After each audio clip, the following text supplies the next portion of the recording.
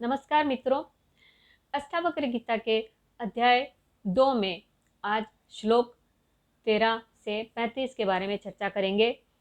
इस भाग में ऋषि अष्टावक्र बताते हैं कि ज्ञानी की दृष्टि कैसी होती है और वह संसार को किस तरह देखता है। श्लोक 13 से 15 का विवरण करते हैं। संसार से परे दृष्टि। अष्टावक्र कहते हैं, ज्ञानी के लिए यह संसार न वास्तविक बंधन है न मुक्ति। उसकी दृष्टि आत्मा में स्थिर होती है, इसलिए वह सबको एक समान देखता है। यहाँ शिक्षा यह है कि जब हम आत्मा को पहचान लेते हैं तो हमें संसार का आकर्षण या भय बांध नहीं पाता। श्लोक 16 से 18 में सुख दुख से परे की परिभाषा बताते हुए अष्टावक्र कहते हैं, ज्ञानी न तो सुख में प्रसन्न होता है न दुख में खिन्न। उसके लिए दोनों एक समान है, क्योंकि वह जानता है मैं शरीर नहीं, मैं आत्मा हूँ। इस स्थिति में जीवन की परिस्थितियाँ हमें हिला नहीं सकती। यहाँ आत्मा की स्थिरता ही वास्तविक आनंद देती है। श्लोक 19 से 21 में कर्म और अहंकार से मुक्ति का विवरण बताते हुए अष्टावक्र कहते हैं, ज्ञानी व्यक्ति कर्म करता है लेकिन उसमें मैं और मेरा की भावना नहीं होती। उसके कर्म सहज और स्वाभाविक होते हैं। इसका मतलब यह नहीं कि ज्ञानी निष्क्रिय है, बल्कि वह कर्म करता है लेकिन बिना अहंकार और आसक्ति के। जैसे आकाश बादलों से ढका हो सकता है लेकिन स्वयं आकाश पर कोई प्रभाव नहीं पड़ता। श्लोक 22 और 24 वैराग्य की पराकाष्ठा को समझाते हुए अष्टावक्र कहते हैं, ज्ञानी व्यक्ति संसार की वस्तुओं को केवल खेल की तरह देखता है। उसके लिए न कुछ प्राप्त करना शेष है न कुछ खोने का भय है। इस शिक्षा से हमें समझना चाहिए कि जब तक हमें पाने और खोने की भावना में फंसे रहेंगे तब तक हम दुखी रहेंगे, लेकिन आत्मा को जान लेने पर यह खेल केवल एक दृश्य बन जाता है। श्लोक 25 से 28 में स्थिर मन की स्थिति समझाते हुए अष्टावक्र कहते हैं, ज्ञानी का मन न तो इच्छाओं में डोलता है न विरक्ति में उलझता है।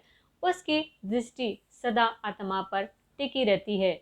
यहाँ संदेश है कि स्थिरता का अर्थ है न तो विषयों में आसक्ति न ही उनके प्रति घृणा, बस आत्मा की शांति में स्थित होना।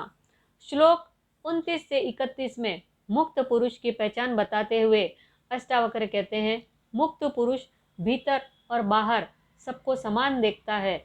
वह किसी को मित्र किसी को शत्रु नहीं मानता। उसके लिए सब आत्मा के ही रूप है।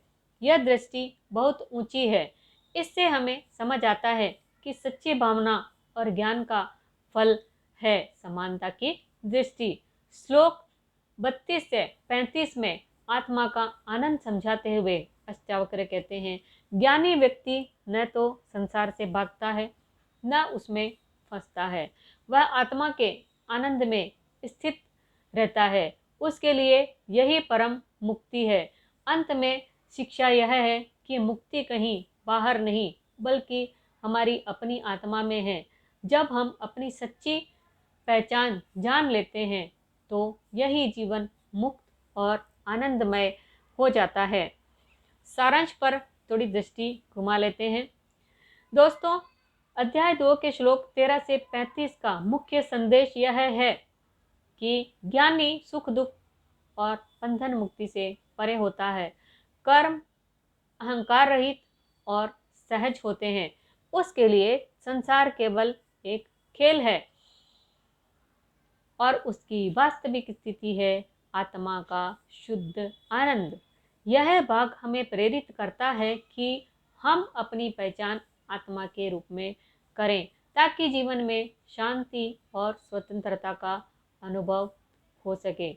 साथियों, अष्टावक्र गीता की ये जानकारी अगर आपको पसंद आ रही हो तो कमेंट सेक्शन में यस जरूर लिखें, शेयर भी कर दें, लाइक कर सकते हैं तो वेल एंड गुड। और सब्सक्राइब करके बेल आइकन के बटन को ज़रूर दबा दें ताकि तीसरे अध्याय की लिंक आप तक बिना विलंब के पहुंच सके। जय श्री कृष्ण।